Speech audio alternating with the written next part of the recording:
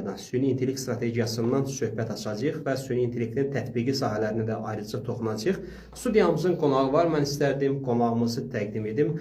Naxçıvan Muxtar Respublikası Ali Məhkəməsinin əməkdaşı, hüquqşünas Yunis Xəlilov bizimlə bərabərdir. Yunis müəllim, xoş gördük. Xoşunuz olsun, təşəkkür edirəm Nihat müəllim. Və mənim üçün sir deyil, amma dinləyicilər üçün düşünürəm ki, bilmək maraqlı olar. Yunis müəllim mətbuatda müntəzəm olaraq süni intellektlə bağlı araşdırmaları ilə diqqət çəkir və mətbuatda onunla süni intellektlə bağlı yazıları dərc olunur. Məsələn, bu amili nəzərə alaraq bugünkü proqramımızda biz Yunis Xəlilovu qonaq qismində dəvət etmişik. Yunis müəllim, mən az öncə bu mühüm strategiyanı qeyd elədim. İlk öncə istərdim başlayaq, süni intellekt nədir? Bu suala cavab verəsiniz. Nihat müəllim, çox aktual mövzudur Azərbaycan üçün ümumiyyətlə. Süni intellekt bu gün belə götürsək, yüksək sürətlə inkişaf eləyir bu günləri dünyada rəqəmsallaşma prosesi. Və belə bir vəziyyətdə, yəni bu rəqəmsallaşma prosesi həyatımıza son dərəcə yüksək səviyyəli, belə deyək, yeniliklər gətiribdir. Bu günləri rəqəmsal təhsil, rəqəmsal pul, rəqəmsal səhiyyə, hətta rəqəmsal vətəndaşlıq, rəqəmsal iqtisadiyyat, yəni o qədər yeniliklər gətirib ki, hətta bu informasiya texnologiyaları, gün keçdikcə yeni informasiya texnologiyaları, bunlar içərisində məsələn əşyaların interneti, deepfake texnologiyası, hansı ki bu süni intellektlə bağlı ən maraqlı, belə deyək, institutlar, texnologiyadır. Süni intellekt insan zəkasına bənzər şəkildə düşünə bilən, öyrənə bilən, qərar verən, təhlil aparan bir, belə deyək, texnologiyadır. Belə qısa şəkildə desək və bu, belə deyək, kompüter texnologiyasının ağıllı davranması prinsipinə dayanır. Yəni, insan kimin qərar versin, belə deyək, qısa şəkildə tərif etmiş olsaq. Yəni, nitqi tanımağı, şəkilləri analiz etmək və yaxud da ki, bədii yaradıcılıqla məşğul olmaq, ümumiyyətlə, yaradıcılıqla məşğul olmaq kimin xüsusiyyətlərə malikdir. Və demək olar ki, bugünkü gündə həyatımızın hər sahəsində tətbiq olunur. Mobil telefonlarımızdan tutmuş, gündəlik həyatımızdan, hüquq sahəsi, xüsusən ibtidai istintaq və məhkəmə mərhələlərində hətta robot hakimlər fəaliyyət göstərir. Bugün Çində robot hakimlər, internet, belə deyək, məhkəmələri fəaliyyət göstərir. Tip sahəsində, mühəndislik sahəsində, bugün tip sahəsində Da Vinci adlı bir süni intellekt dayalı bir, əsaslı bir avadanlıq var. Bildiyimiz əməliyyat edir. Yəni, insan kimin, təbii ki, cərrah kimin əməliyyat edir, təbii ki, insan nəzarəti altındadır, hələ ki, bugünkü gündə.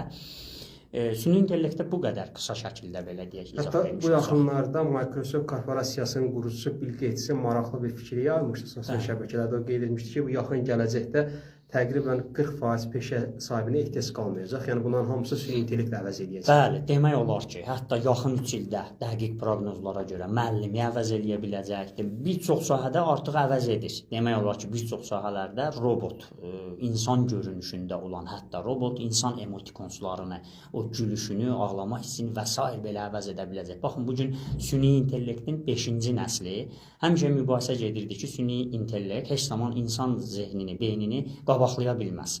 Bugünkü gündə də bu belədir. Amma maraqlı məsələ odur ki, artıq süni intellektin 5-ci nəsli təkcə təqlid etmir, ya da ki, ona verilmiş hər hansı bir komandanı icra etməklə məhdudlaşmır. Bugün 5-ci nəsil süni intellekt özü düşünüb, özünü inkişaf etdirə bilir. O məntiq ilə yanaşsaq, insanın yaratdığı ondan ağıllı ola bilməz. Təbii ki, elədir. Ona görə bugünkü gündə bu süni intellektin gətirdiyi, belə deyək, risklər, yəni nə qədər çox faydaları varsa, bir o qədər də çox riskləri var. Dünya təcrübəsində süni intellekt dəstəkli texnoloji avadanlıqların nəzarətdən çıxmasının verdiyi fəsadlar var. Bugün dünya təcrübəsində bir çox, belə deyək, nümunələr var buna aid. Belə.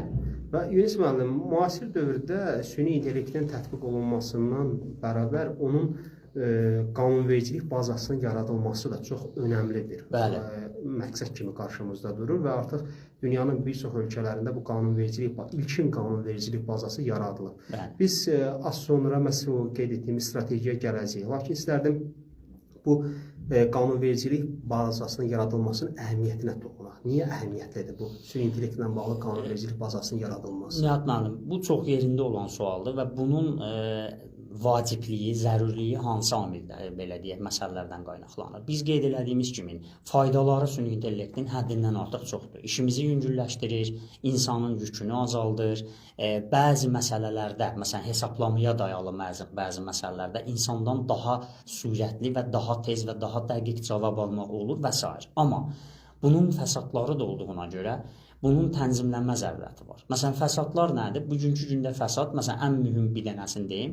Deyim ki, Çində bu baş vermişdi. Analoji hal Koreyada da baş verib. İnsanın yaratdığı süni intellekt dəstəkli robot ona belə deyək, texniki xidmət göstərmək istəyən belə deyək, mühəndisi nəzarətdən çıxdığına görə vurub boynunu qırmışdı. Yəni belə bir sual çıxmışdı ortalığa. Məsuliyyəti kim daşıyır? Cansız bir şeyi məsuliyyətə cəlb eləmək nə dərəcədə məntiqlidir? Əgər yox, məsuliyyətə cəlb eləməsək, bəs bu ölən var axı ortalıqda və yaxud da ki, bu dünya təcrübəsində 2017-ci ildə bu çıxmışdı. Facebookun sosial şəbəkə hansı ki, məşhur əksəriyyət insanın, biz daxil hamımızın orada hesabı var. Orada iki chatbot, yəni işi asanlaşdırmaq üçün mövcud olan iki chatbot öz aralarında danışa-danışa özlərinə məxsus dil yaratmışdılar və bu dili yaradandan sonra hansı ki insan bunu başa düşmür, əsasən ingilis dilindəki olan sözlərdən istifadə etməklə və qısa müddət ərzində şəxsi ismarişlərin hamısını ictimailəşdirmişdi.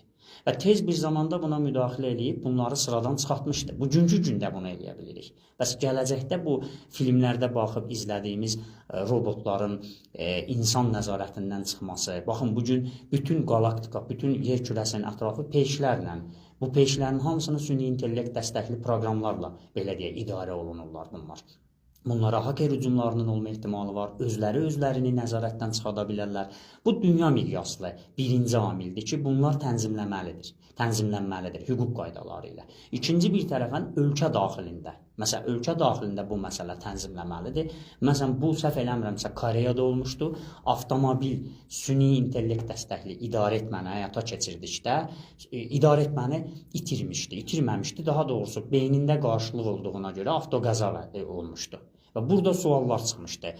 Sürücü deyildi, süni intellekt idi. Məsuliyyəti kim daşıyır? Ortada bir sağlamlığa xəsarət vurma var idi. Və bu kimi amillər və eyni zamanda bugün xüsusən iqtisadiyyat və maliyyə sahəsində çox ciddi təhlükələr var. Yəni, məsələn, insanların ən ictimai həyatımızda yaşadığımız vəziyyətdə bilirik ki, cəmaatın kartlarından pulların çəkilməsi, bu kimi amillər, burada süni intellekt dəstəkli proqramlar vasitəsilə, hətta oyunlara qədər bu məsələ qalxır. Baxın, bu günləri, məsələn, adi bir oyun götürək, şahmat oyunu. Şahmat oyunu süni intellekt dəstəkli proqramlarla ən yüksək səviyyəli ustalar ancaq ondan mübarizə aparır.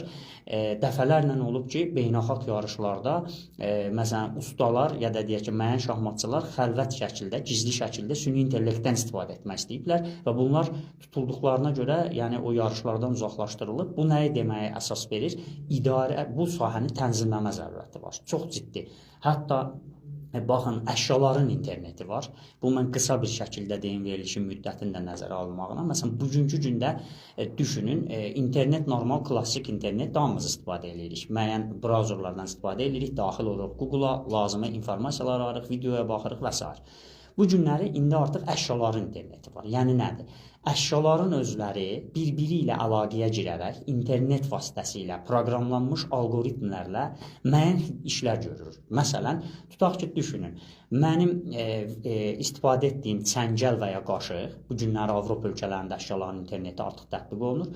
Dilimə toxunmaqla dil reseptorundan hansısa xəstəliyin olmasını müəyyən eləyə bilər və mənim nəzarətim olmadan həkimimə məlumat verə bilər və yaxud da ki, tibbi sığorta şirkətinə məlumat verə bilər. Bəlkə mən istəmirəm. Düzdürmü? Bütün bunlar tənzimləməlidir. İstənilən sahədə tənzimləməlidir. Süni intellektlə bağlı məsələlər çox ciddi tənzimləmə zərurəti və eyni zamanda bu sahənin dövlət daxili qanunvericilik aktları ilə tənzimlənməsi Avropa ölkələrində bugün mövcuddur. Məsələn, bir sıra Avropa ölkələri, hətta Asiya ölkə, məsələn, götürək Yaponiyanı, Çini, süni intellekti tənzimləyən qanunvericilik aktları qəbul ediblər. Və də ən əsası bu qanunvericilik aktlarından qabaq strategiya var. Hətta illər öncədən başlayıblar bu proses. Bəli, bu proses başlamalıdır. Birinci strategiya ilə çox şükürlər olsun ki, artıq yəqin ki, toxunacaq bu məsələyə, bizdə bununla bağlı strategiya qəbul olunur. Bəli, Azərbaycanda bu strategiyanın hazırlanması və qəbul edilməsini zəruri edən tədbirlər nələrdir? Əslində Nihat müəllim, analoji hallar, yəni mən bir qədər əvvəl saydığım zərurətlər labüd eləyirdi ki, bu strategiya qəbul olunsun. Hansı ki, baxın, Hindistanda 2018-ci ildə, yəni bu strategiyaların qəbul edilməsi dünya təcrübəsində çox əvvəllərə dayanmır. Yəni son 7-8 ilin belə deyək məhsuludur. 2018-də Hindistanda qəbul olundu. Baxın, 2019-da Rusiyada 2030-cu ilədək deməli qəbul edildi ki, süni intellektə dair milli strategiya Türkiyədə qəbul edilibdir. Orada prezidentin, dövlət başçısının rəqəmsal transformasiya idarəsi var. Onunla Sənaye və Texnologiyalar Nazirliyi birgə 2021-25-ci illərə dair süni intellektə dair strategiyanı qəbul edib. Analoji halda Kanada, Çin, Danimarka, Finlandiya, İtaliya, nə bilim, Birləşmiş Ərəb Əmirliyi, demək olar əksər ölkədə qəbul edilmişdir. Bu Azərbaycanda bunun bazası əslində Qafqaz ölkələri içərisində, yəni ilk Azərbaycanda başlamışdı. Baxın, elektron hökumət neçə illərdir biz artıq uzun illərdir hər birimiz istifadə edirik. Bəli, uzun illərdir biz artıq elektron hökumətə keçmişik. Yəni eGov saytı var. Rəqəmsal sənəd dövriyyəsi. Rəqəmsal sənəd dövriyyəsi ikinci məsələ, ondan qaynaqlanan məsələ idi. Digər bir məsələ tək onlar deyil, məsələn, ayrı-ayrı orqanlarda, xüsusən məhkəmə sistemində e-kort, yəni elektron məhkəmə sistemi, bazası, portalı yaradıldı və bugünkü gündə artıq Azərbaycanda elektron məhkəmə portalı, hətta videokonferans vasitəsilə dindirmələr, bu artıq başlamışdı bizdə. Elektron imza məsələsi, bunlar onun, belə deyək, cücərtiləri idi, başlanğıcları idi, baza idi. Və təbii ki, bunları tənzimləyən qanunlar da var Azərbaycanda. Artıq maraqlı məsələ nədir? Bizdə düzdür, 2025-ci il 19 mart tarixli Azərbaycan Respublikasının prezidenti Cənab İlham Əliyevin müvafiq sərəncamı ilə 2025-28-ci illərə dair Azərbaycan Respublikasında süni intellektə dair milli strategiya qəbul edildi. Amma bu strategiyaya qədər də elə həmin strategiyanın özündə nəzərdə tutulmuş iki strategiya artıq bu strategiyanın belə deyək ki, artıq son iki pilləsi idi ki, bu strategiya qəbul ediləcəkdi, amma o iki strategiya sonra buna rəvac verdi. Bunlar hansılar idi? Bunlardan biri Azərbaycan Respublikasının 2022-26-cı illərə dair iqtisadi inkişaf strategiyası. Çünki nəyə görə? Rəqəmsal iqtisadiyyata keçidin sürətlənməsi məsələsi var bizim ölkəmizdə. Kifayət qədər sürətli bir inkişaf var. Yəni, hətta bölgəni götürsək, tək Qafqaz yox, bölgəni götürsək, bu bölgədə Azərbaycan xeyli irəliləyəcəkdir. Yəni, rəqəmsal, belə deyək, texnoloji inkişaf sahəsində.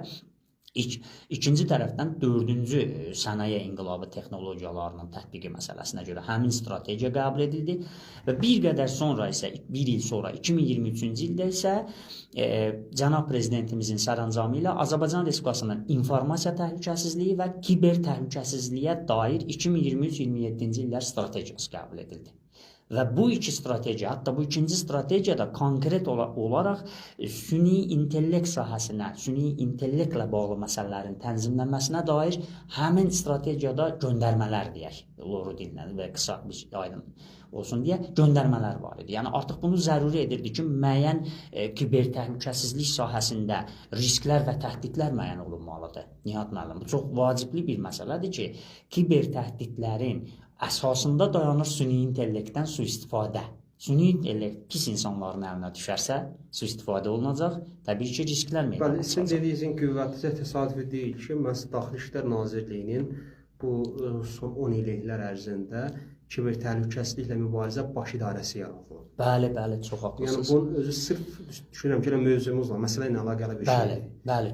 Yəni ki, cinayət halları artıq ki, nazirlik səviyyəsində, təhlükəsizlik hüquq mühafizə orqanları səviyyəsində baş idarə yaradıldı. Baş idarə yaradıldı və bununla bağlı artıq sistemli mübarizə, yəni xüsusən bank sektorunda bizdə daha çox hələlik bu istiqamətli, eyni zamanda tək bunlar deyil. Məsələn, mövcud dövlət saytlarımız və yaxud şəxsi personal olan saytlara kiber hücumların təşkili və yaxud şəxsi informasiyaların əldə edilməsinə cəhdlər, yəni müəyyən belə deyək, cinayətkar qruplar tərəfindən təşkil olunur. Bunların hamısının kökündə təbii ki, süni intellekt dəstəkli proqramlar onlardan istifadə olunur axı. Demək ki, bunlar tənzimlənməlidir. Nə cür istifadə oluna bilər, hansı həddə oluna bilər, hansı həddə icazə verilir. Baxın, Almaniyada ChatGPT-nin ən inkişaf edilmiş son versiyasından istifadə edib, orada bir alim doktorluq işi müdafiə eləmişdi. Düşünə bilirsiniz, elmi iş yazmışdı və problemlər meydana çıxdı ki, yəni düzdür, bugün antiplagiatlar var ki, yəni süni intellektdən istifadəni müəyyənləşdirmək olur. Amma nə qədər müdafiə mexanizmləri varsa, bir o qədər də əks ona qarşı olan sistemlər inkişaf elətdirilir. Yəni düşünün, məsələn, alim müdafiə eləyə bilib, doktorluq işini süni intellektə yazdırıb və yaxud da ki, daha ciddi, məsələn, kompüter proqramistlərinə uyğun proqramlar yaza bilir. Və proqramlaşdırma dilindən ona yazdıra bilirsən müəyyən şeyləri. Bunlar və yaxud da ki, hər hansı bir sahədə boşluqları müəyyən eləməni tapşıra bilərsən ki, bunu aydınlaşdır. Yəni demək ki, bu məsələlər çox ciddi tənzimləmə zərurəti meydana çıxardır. Yaxud da bugün məhkəmə sistemində tətbiq edilir. Bilirsiniz, süni intellektdən düzgün istifadə edilməmə bir çox insan haqlarına birbaşa hücum eləyir. Bunlar içərisində birinci şəxsi toxunulmazlıq hüququdur. Yəni ki, insanların şəxsi məlumatlarımız əlbəttə, şəxsi məlumat gizli saxlanmalıdır. Və yaxud dediyimiz kimi, görün hara qədər gedir, çıxır, yaşama hüququna. Robot vurur, birini öldürür. Yaxud da ki, baxın, məsələn, məhkəmə sistemində tətbiq edilən Amerika təcrübəsində Kompas adlı bir süni intellekt proqramı var. Nihat müəllim, bu proqram nəyə dayalıdır? Təkrar cinayət etmə risklərini hesablayır. Yəni, bu proqramın beyninə yüklüyürlər ki... Hər hansı bir caninin təkrar cinayət riskləri hesablamaq olur. Bəli, necə? Məsələn, fərz eləyək ki, bir yeni cinayət törədilir, bilinmir də bunu kim eləyibdir. Müəyyən eləmək üçün bu kompasın beyni doludur, yəni əvvəllər cinayət törətmiş şəxsləri və ya o cinayətə meyilli olan şəxslərin informasiyalarından o təhlil eləyib, təxmini fikir yürüdür. Amma baxın, proqramın özü belə hansı qüsurları meydana gətirir, ilkçi davrana bilir. Məsələn, Amerikada zorbalıq, daha çox şiddət tipli cinayətləri proqram çalışır, elə bil ki, qara dərili əhalilər daha çox törədir, təhlillərini verir. Görürsünüzmü? Proqramın özü belə deyək, ön yarğı deyirik, qabaqcadan elə bil sanki, yəni, bu cür proqramlar, məsələn, bir dənəsini deyim, deyək ki, SCOTUS proqramı vardı. Bu gün Avropada məhkəmə sistemində tətbiq olunur. Ədalət mühakiməsinin sonunda veriləcək qərarın layihəsini hazırlayır. Düşünün, hakimin işini nə qədər asanlaşdırır. Amma bəlkə yanlışlığa yol versə necə olar? Bir insan taleyi əldə olunur və SCOTUS proqramı məhkəmə qərarının layihəsini hazırlayarkən səhvə yol versə nə olar? Çox böyük fəlakətlər ola bilər. Bir insanın taleyini həll edən qərar yanlış nəticəyə gələr.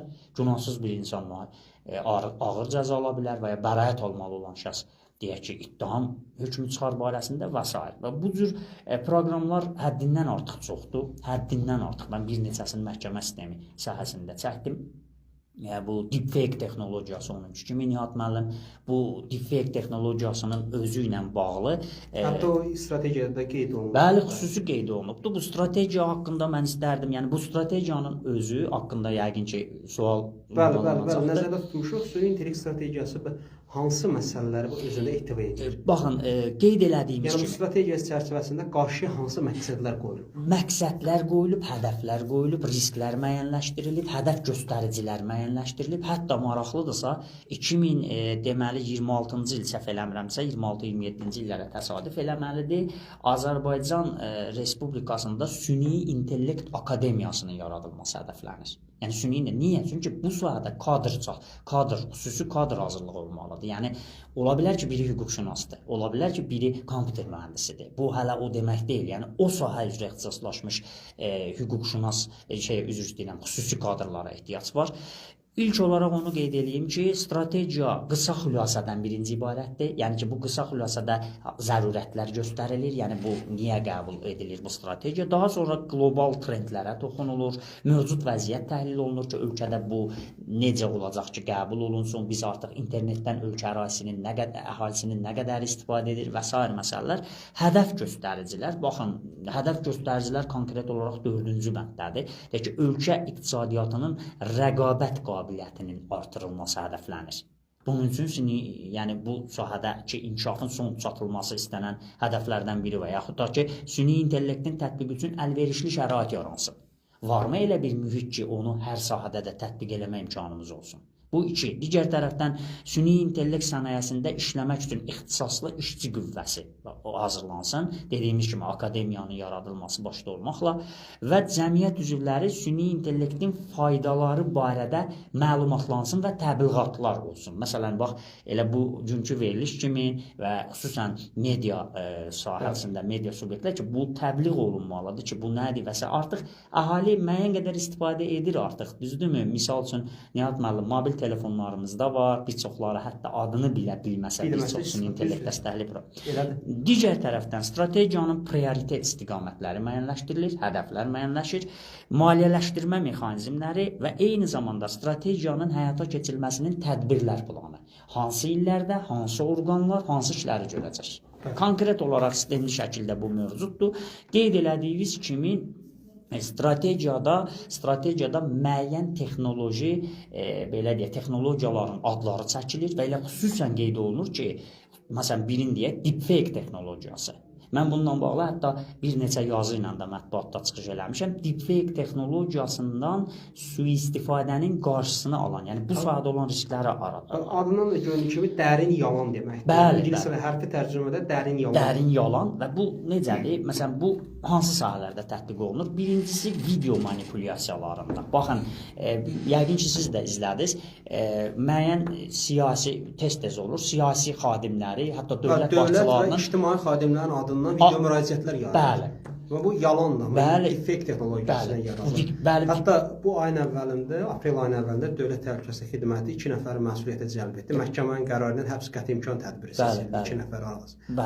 Onlar hansı ki, hətta dövlət başçımızın adından belə müraciətlər yaymışlar. Deepfake texnologiyasına yaradılmışdı. Bu hələ video manipulyasiyası.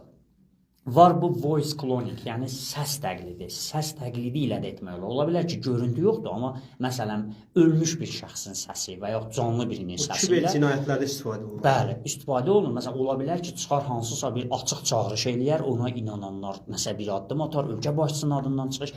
Bir də foto manipulyasiyaları vardır. Biz indi bunu indiyə qədər deyirik fotomontaj.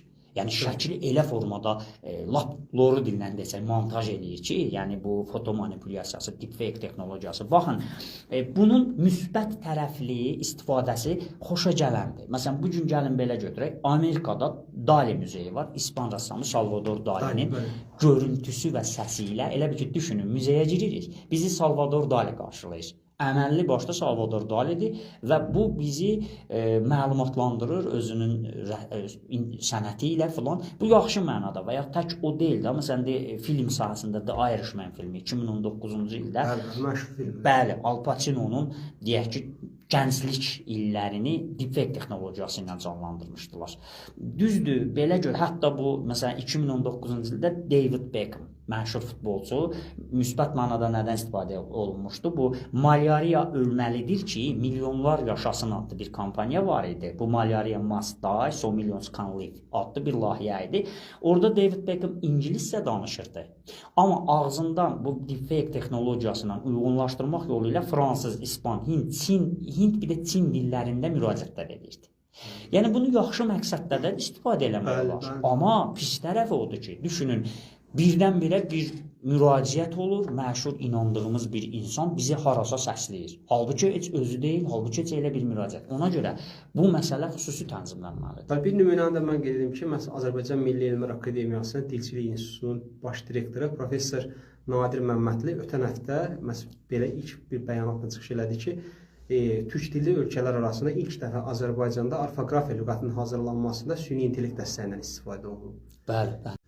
Yəni bunun özü çox, hətta 180 min sözdən ibarət söz bazası yaradılıb. 180 minlik. Bunun özü çox müsbət bir haldır. Və hətta gələcəkdə Azərbaycan dilinin izahlı lüğətinin hazırlanmasında da süni intellekt dəstəyindən istifadə olunmasının istisna edilmir. Yəni bu oluna bilər. Faydalı məqsəd üçün istifadə olunmağı bizim üçün çox yaxşıdır. Amma bunun mənfi tərəfləri, yəni bugün məsələn Dubayda, Cənubi Koreyada, hansı ki, baxın, süni intellektə dair olan bizim məlum sərəncamla təsdiqlənən strategiyada əşyaların internetinə toxunur. Baxın, Dubayda, Cənubi Koreyada bu əşyaların texnologiyası da Samsung Smart Things adlanır. Ağıllı evlərin hazırlanması. Bu günləri biz məsəl üçün evdən çıxırıq, elektriki söndürmə, müəyyən ev cihazlarını işə salma, bağlama, qapıya nəzarət və yaxud da hər hansı təhlükəsizlik kamerasını yönləndirmə, işlətmək. Bunların hamısını qeyd elədiyimiz əşyaların interneti vasitəsilə, yəni və yaxud da əşyanın interneti sənə ev təklif eləyir ki, rütubətliliyi artıb, tutaq təklif verir ki, belə elə, ya da təklif verir ki, mən nə bilim, qapını bu yandan yox, o yandan aç. Çox var. Hətta səhiyyə sisteminə tətbiq olunması çox böyük bir üstünlüklər gətirir. Bəli. Məsələn, səhiyyə, hətta biz bu gün işlədirik Apple Watch saatlarla. Ağıllı saatlar. Ağıllı saatlar vasitəsilə ürək ritmini müəyyənləşdirmə və ya müəyyən digər tibbi göstəricilər üçün istifadə eləmək. Bu əşyaların internetinin sonu düzdür. Biz mən verilişin əvvəlində Da Vinci dedim. Da Vinci əməliyyat eləyir. Düşünün hələ, məsələn, çox maraqlı bir şeydir, Nihat müəllim, əməliyyat eləyir. Mən hətta sosial şəbəkədə bir paylaşım elədim, ona dair bir məqalə yazmışdım. Ondan qabaq dedim ki, siz düşünün, insan yox, bir cansız bir şey əməliyyat etsə sizi necə düşünərsiniz? Çoxu yazmışdı ki, necə ona etibar eləmək olar falan, mümkün deyil, amma bu gün tətbiq olunur. Təbii ki, insan nəzarəti altındadır bu gün. Amma gələcəkdə ola bilsin ki... Bəli, süni intellektin ümumiyyətlə tətbiqi ayrı-ayrı sahələrdə bu gün ölkəmizin gündəmində duran məsələdir. Hətta bu ilin yanvar ayında Azərbaycan Respublikasının baş naziri Əli Əsədov Qazaxıstanda keçirilən Digital Almatı beynəlxalq rəqəmsal forumunda çıxış etmişdi. Orada qeyd eləmişdi ki, ölkəmizdə xüsusən də bir sıra sahələrdə ən çox da səhiyyə, nəqliyyat və təhsil sahələrində süni intellektin tətbiq olunması prioritet kimi qarşıda duran əsas məqsədlərdən biridir. Bəli, bəli. Çox, yəni o sahənin özü baxın, nəqliyyat deyirsiniz, mənim yadıma nə düşür? Məsələn, Amerikada, San Fransiskoda bu əşyaların internetinin üzərində gedirəm. Yəni söhbət o süni intellekt dəstəkli proqramdır. Deyək ki, bu parking sistemi üzrə haralarda boş yerlər varsa, sürücülərə onları tapmasına kömək edən bir süni intellekt dəstəkli proqram. Yəni, nəqliyyat sahəsində çox yerdə istifadə eləmək olar. Hətta məhkəmə sistemində bu günləri, məsələn, Böyük Britaniya təcrübəsini götürsək, Traffic Penalty Tribunal. Yəni ki, avtomobil sahəsində cəza tribunalları fəaliyyət göstərir. Sırf nəqliyyat sahəsində olan pozuntularla bağlı, yəni hakimdir, pozuntunu eləmisənsə özü qərar qəbul edir və s. Yəni, bu sahədə, yəni, və də çox digər sahələrdə də istifadə etmək olar. Təkliflər verə bilər, yolların hansı istiqamətlərdə salınması, parking yerlərinin hansı istiqamətlərdə. Yəni, dediyimiz kimi, bu Azərbaycanda da bəli başlayıb və Azərbaycanda bugün məhkəmə sistemində, nəqliyyat sahəsində, təhsil sektorunda qeyd elədiyimiz kimi artıq bizdə sadəcə nə başlamalıdır? Bu strategiya çox yerində olan strategiya oldu. Yəni artıq bunu tənzimləyən qanun qəbul edilməlidir. Baxın, mən dəfələrlə demişəm bir məsələni.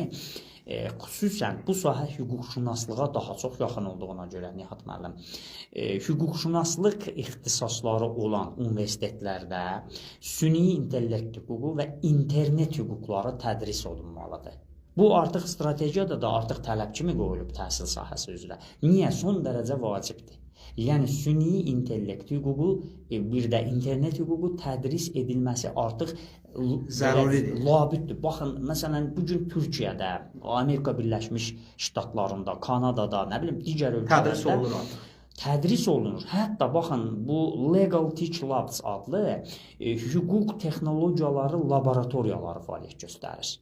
Bu laboratoriyalar xüsusi nəyin üzərində işləyir? Süni intellektə dair təkliflər hazırlayır, hüquq yönümlü, nəyi tənzimlənməlidir, nələr, yəni bu çox gözəl bir, belə deyək, layihədir. Texnologiyanın özü inkişaf etdikcə digər sahələrlə bağlı qanunvericilik bazasının yaradılması bəli, həm də təkliflər, məsələn, düşünün, bizdə universitetlərdə Legal Teach Labs-da, yəni hüquq texnologiyaları, laboratoriyaları, süni intellekt üzrə olarsa necə gözəl olar. Yəni hüquqşünaslar elə universitetdə, artıq bu sahədə.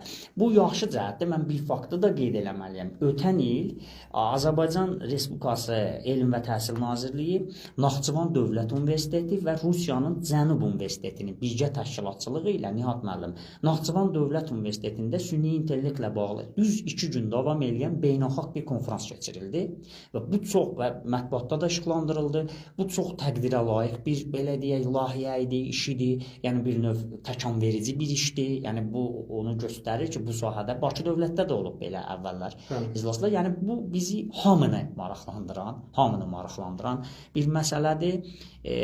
Saatlarla danışmaq olar. Bu strategiyanın hər bəndlərini oturub təhlil eləyəsən, bu bənd nə deyək ki, istiqamətlənib, bu bənd nəyə deyil? Yəni təbii ki, verilişin müddəti imkan versə daha çox danışarıq. Və əsas odur ki, ilkin addımlar atılıb, hüquqi baza yaradılıb və gələcəkdə sizin qeyd etdiyiniz kimi qanunvericilik aktlarının da qəbul olunması gündəmdə olacaq və ayrı-ayrı təhsil müəssisələrində, ayrı-ayrı ixtisaslar üzrə bu süni intellektlə bağlı fənlər, hətta ixtisaslar açılacaq və bunlar tədris olunacaq. İnşallah. İnşallah deyirik və bir məqamı da qeyd edim. Bu yaxınlarda yenə Daxili İşlər Nazirliyi əhaliyə müraciət etmişdi. Yenə deepfake texnologiyası ilə müəyyən səslərin hazırlanması.